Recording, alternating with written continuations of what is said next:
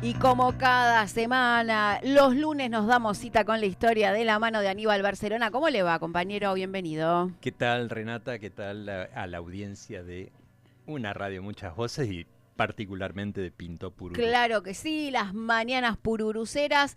Bueno, aquí arrancando agosto y haciendo un repaso de la historia. ¿Hacia qué punto nos vamos hoy? Bueno, hoy nos vamos a dedicar un poquito a la historia internacional o a la Guerra Civil Española, porque hace unos días atrás, el pasado 17 de julio, se cumplieron 90 años de la sublevación militar contra la República, la Segunda República Española.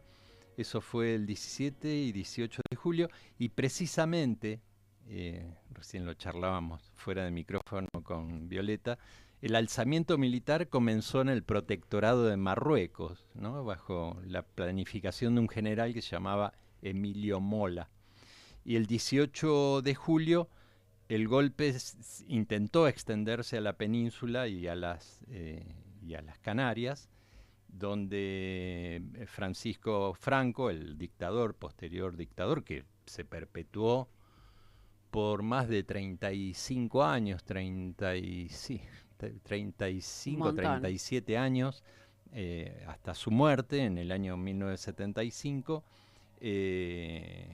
proclamó ese bando de guerra dividiendo al país en esos dos bandos, ¿no?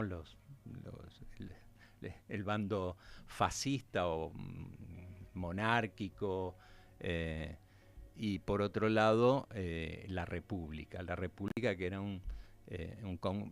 la República era el gobierno de la República era una unidad de liberales, anarquistas, socialistas, comunistas, y bueno, anarquistas no en el gobierno precisamente, pero sí una vez concretada la guerra civil, que se extendió por 3 años, entre 1936 y 1939.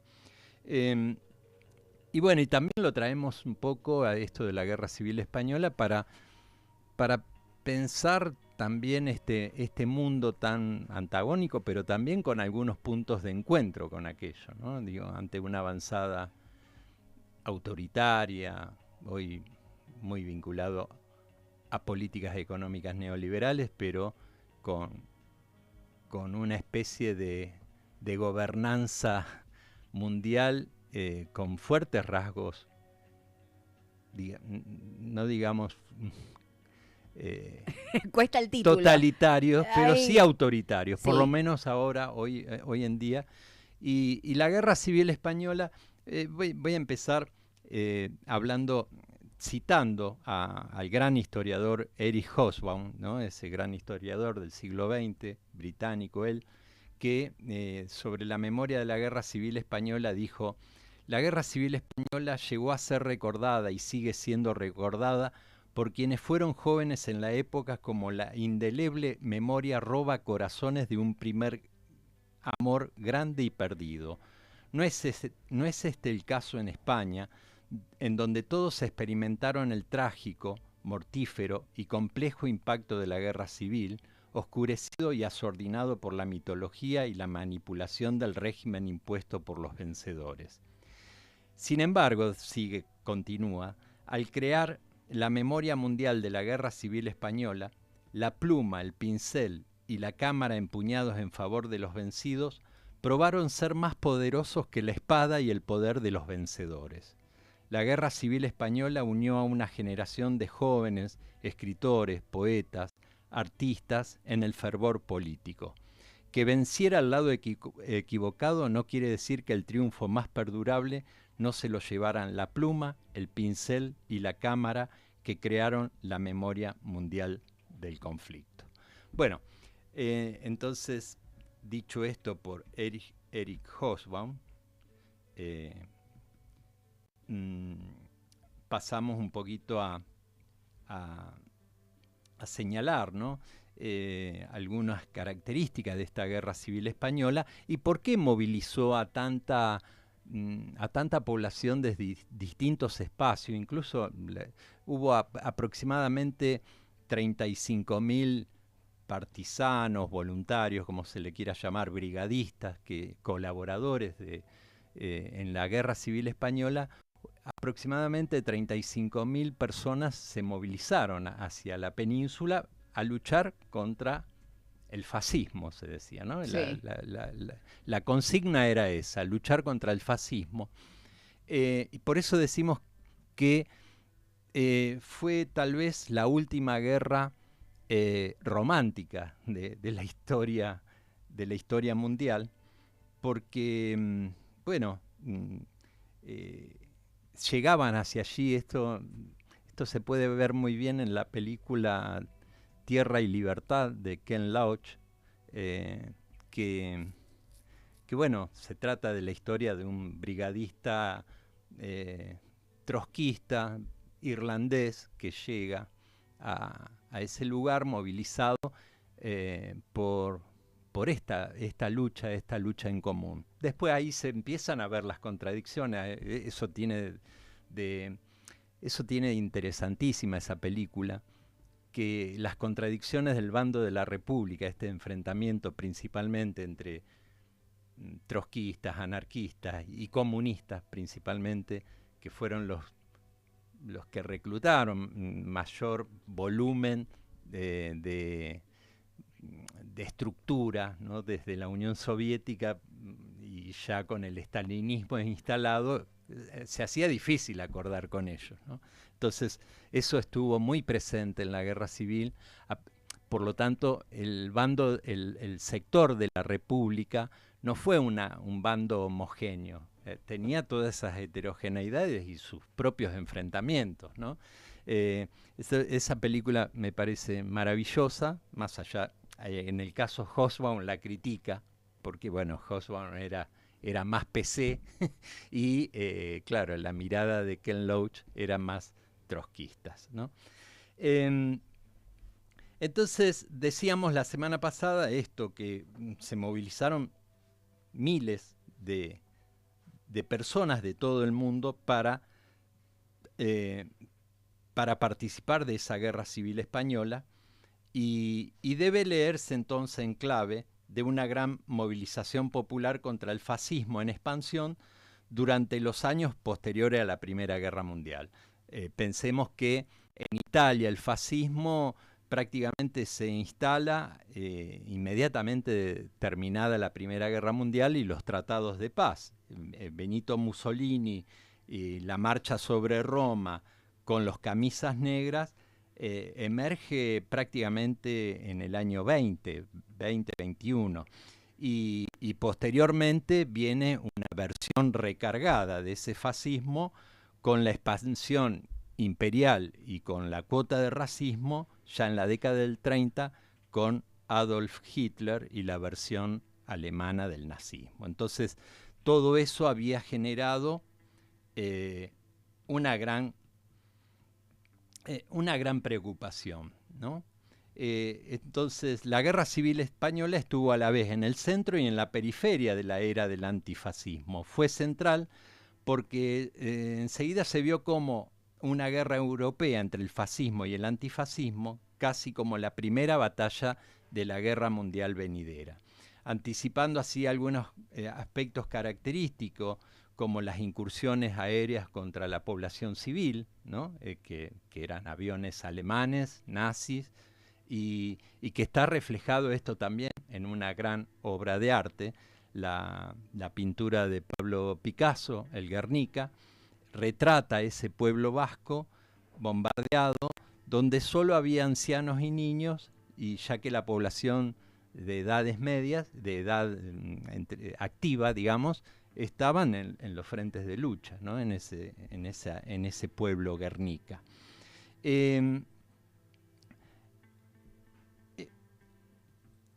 Hay que pensar que también el contexto general, ¿no? Digo, el fascismo ya estaba muy lanzado hacia esta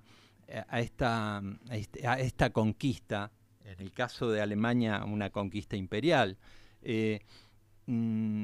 Estaba abiertamente dispuesto a sostener una guerra, y el fracaso de los de los países europeos que habían sido principalmente Francia e Inglaterra, que el éxito de la movilización antifascista tuvieron una cuota de responsabilidad en esto de no poder ponerle freno. En Francia gobernaba un frente popular, pero buscaba ser como una especie de cinturón, protector exclusivamente de Francia, no del resto de Europa. Entonces, había en este momento un éxito del expansionismo fascista y el fracaso de las fuerzas avaladoras de la paz en su intento de detener la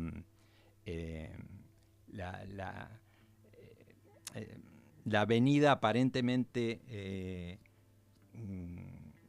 irrefrenable de otra guerra mundial. Es decir, por todos los medios, Francia e Inglaterra querían poner freno a la posibilidad de una segunda guerra mundial, pero las cosas estaban lanzadas. Por lo tanto, la Guerra Civil Española fue como una especie de puesta a punto de un montón de situaciones, desde el punto de vista bélico, la puesta de pruebas de bombas, bombardeos aéreos, digamos.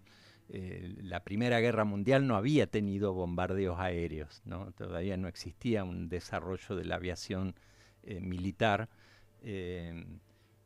tampoco civil, pero quiero decir, sí, ya para la Guerra Civil Española estaba.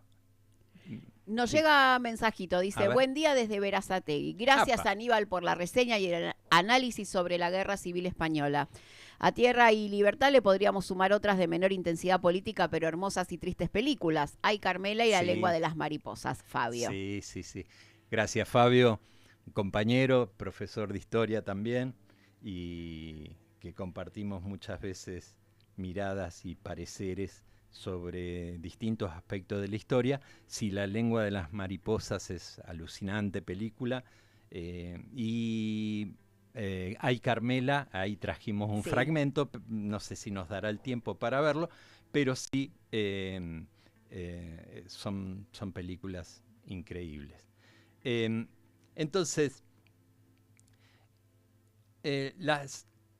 las únicas regiones del mundo en ese momento que estaban experimentando una espcie de giro político tras la Gran Depresión, también hay que pensar que el contexto de esa década del 30, la gran parte del mundo estaba imbuido en los efectos de lo que había generado la crisis del 30 y la Gran Depresión que estaban viviendo, y que por ahí las únicas regiones que habían experimentado un giro político, por ahí en algunos casos hacia la izquierda, como fueron los países escandinavos, y en el otro caso América del Norte, que ya a través de las políticas keynesianas estaban cambiando el rumbo económico, ¿no? A través de lo que se conocía como el estado de bienestar, y podía dedicar tiempo a la discusión política y poner freno a ese fascismo. Digamos, también pensemos que Estados Unidos ya tomaba un protagonismo mundial que no había tenido durante la Primera Guerra Mundial. El grueso de la Europa central y sur meridional estaba ya bajo gobiernos autoritarios o a punto de caer en sus manos. La pregunta es, ¿por qué tantos jóvenes del mundo se movilizaron en la Guerra Civil Española y contra el fascismo? Había una razón muy de la modernidad, aún entonces vigente. Los valores de la modernidad, cuyo principal soporte había sido las revoluciones francesas y las revoluciones americanas, eran repudiadas por el fascismo. Esas revoluciones, los cambios sociales, no los querían desde abajo. El fascismo no lo acepta de ninguna manera y por el contrario los combate. Y esas revoluciones repudiadas por los fascistas y también, por lo tanto, otros valores de la Ilustración, como los derechos sociales, los derechos conquistados, los derechos laborales, ¿no? Todas aquellas cosas consagradas por digamos, la democracia, también en definitiva, también era un valor cuestionado por el fascismo. Entonces, por esa razón, el riesgo de caer bajo una fuerte presencia autoritaria como mínimo, pero el riesgo del totalitarismo era muy manifiesto y esto también se expresaba. También decimos que el modernismo de las artes, todas las corrientes que habían surgido desde la primera y aún antes, ¿no? Del cubismo, bueno, todas estas expresiones del arte moderno, por supuesto, eran repudiadas claro. y perseguidas por el fascismo. Pensemos la escuela esta de, bueno, no me voy a acordar ahora, seguramente la familia Moore me va a apuntar, pero la escuela de arte alemán que fue muy perseguida y que, bueno, practicaban una libertad muy fuerte en la época de la República de Weimar y que, bueno, hacia ese lugar habían llegado artistas plásticos, el principal Gropius, Kandinsky, ¿no? Entre otros artistas plásticos que para esa época era un escándalo, ¿no? Lo que hacían, ¿no? Con el arte. Entonces, las reacciones a la Guerra Civil Española, tanto de intelectuales como de la izquierda movilizada, fueron espontáneas y masivas. Aquí, al menos, el avance del fascismo era resistida con las armas. Por lo tanto, ahí es que se va a presentar un escenario propicio para estar presente. Hay un testimonio de un inglés, esto lo cita también Hobsbawm, que dice un tal Auden, ¿no? Un intelectual, que solicitó para ir a España para ser combatiente en la guerra civil, dice, y le contaba a un amigo que le preguntaba, pero ¿alguna vez agarraste un arma? Y él le dice, seré con toda probabilidad un soldado condenadamente malo, pero ¿cómo escribir para ellos sin serlo? ¿No? Es decir, como que también acá existía la tendencia a pensar por qué había que estar en ese lugar, en primera persona, en el primer frente de lucha, para poder escribir sobre ello, ¿no? Y pensemos en tantos otros intelectuales que ahora vamos a nombrarlos, pero Hemingway, y por quién dobla las campanas, era el escritor estadounidense que cubrió el conflicto como corresponsal y se inspiró en escenas de esa guerra civil para escribir la novela Por quien dobla las campanas. O George Orwell, ¿no? Que se alistó como miliciano del POUM. El POUM era los socialistas más radicalizados, los trotskistas, ¿no? Y narró su vivencia en homenaje a Cataluña. Miguel Hernández también, otros. Bueno, entonces esa extraordinaria oleada de voluntarios, brigadistas que fueron a luchar a la República fue casi única en el siglo XX.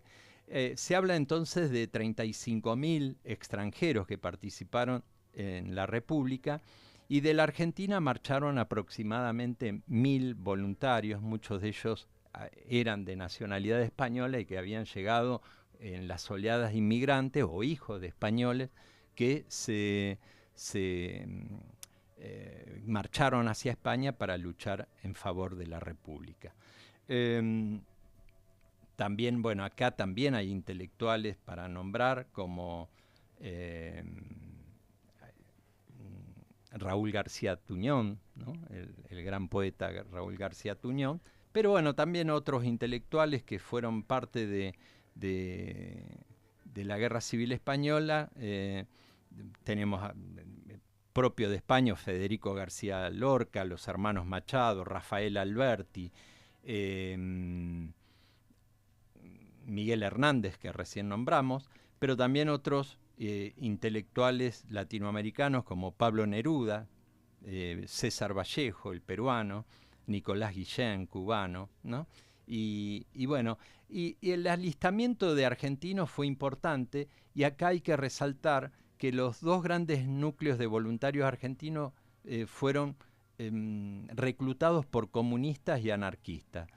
Por último, también algunos del Partido Socialista, el Partido Socialista Argentino, que era más moderado, ¿no? El Partido Comunista Argentino organizó, como en casi todos los países, el envío de voluntarios, mientras que los anarquistas lo hicieron en pequeños grupos y por goteo de manera aislada. Todos ellos deseaban combatir contra el fascismo de manera real, ya que la dictadura argentina, que se había instalado a partir de 1930, había tomado represalias de manera continua contra la clase obrera, contra el movimiento obrero en nuestro país, y la idea de combatir en la práctica contra el fascismo era una idea pragmática, ¿no? A la hora de servir a una causa revolucionaria. Los grupos de voluntarios estaban divididos entre los enviados desde Argentina de manera directa y los que ya residían en España desde hacía algunos años y nacieron o se formaron políticamente en nuestro país. En esto también es difícil lograr saber de qué procedencia eran, porque por ejemplo los cubanos salían por, todavía no era la Cuba de la Revolución de 1959, salían por los puertos de Estados Unidos, entonces llegaban como venidos de Estados Unidos, entonces no había como un registro concreto. De Argentina se calcula un número entre 900 y 1000 voluntarios que fueron, y bueno, y otros que desde aquí apoyaron, como Rodolfo Puigros, el historiador, Raúl Scalabrini Ortiz, bueno, así que... Acá tengo el apunte de la familia Mures, la escuela alemana es Bauhaus. La Bauhaus, perfecto, gracias. Gracias, Laura y Melvin. Están al pie del cañón. Muy al pie del cañón, como siempre. Gracias. Sí, muy bien. Bueno, para concluir decimos, bueno, de más está decir que la Guerra Civil Española fue el triunfo del dictador Francisco Franco con los aportes de la monarquía española y con el aporte de la Iglesia Católica. Acá hay también, lástima, me olvidé hay un testimonio muy interesante del actor Javier Bardem, sí, en los últimos días, hablando de esto, de la crítica contra la Argentina, donde Bardem dice en una parte cómo se puede sostener esta idea de que la Argentina es racista, o que si la Argentina ha dado muestra en el mundo de cómo se debe trabajar en la memoria histórica, por los juicios, sí, a las juntas, por los juicios a los proceso dictadores. Que no han tenido en España. Proceso que no han tenido en España, y donde hoy es muy común ir a una iglesia y que ellos están reivindicando a través de algún fascista o algún cura fascista que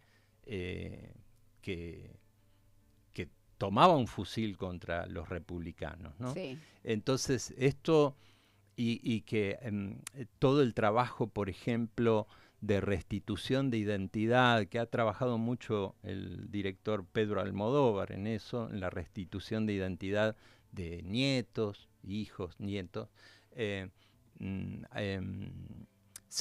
Los juicios por la identidad se han hecho en la Argentina, por ejemplo, ¿no? En estas cuestiones. Bueno, entonces hay muchísimo para trabajar y tratar, y para terminar vamos a trabajar, vamos a escuchar el testimonio de Evita cuando 8 años después, envió su solidaridad, la solidaridad del pueblo argentino, porque España atravesaba una grave situación económica producto de esa guerra civil española, pero también el bloqueo que le impuso las Naciones Unidas y Estados Unidos después de la Segunda Guerra Mundial, esto que suelen hacer, de bloquear a un país, de dejarlos en hambrunas, sí. Porque Franco había sido un aliado de Mussolini y de Hitler. Entonces, el 8 de junio de 1947, Eva Duarte de Perón viajó a España llevando la solidaridad y llevando 400.000 toneladas de trigo, 120.000 toneladas de maíz y 20.000 toneladas de carne congelada. Escuchamos el testimonio de Evita y también una canción, Ay Carmela, que era como una especie de marcha de del sector republicano de la Guerra Civil Española, que lo recordamos en este día. Muchísimas gracias, Aníbal. Gracias a vos, Renata.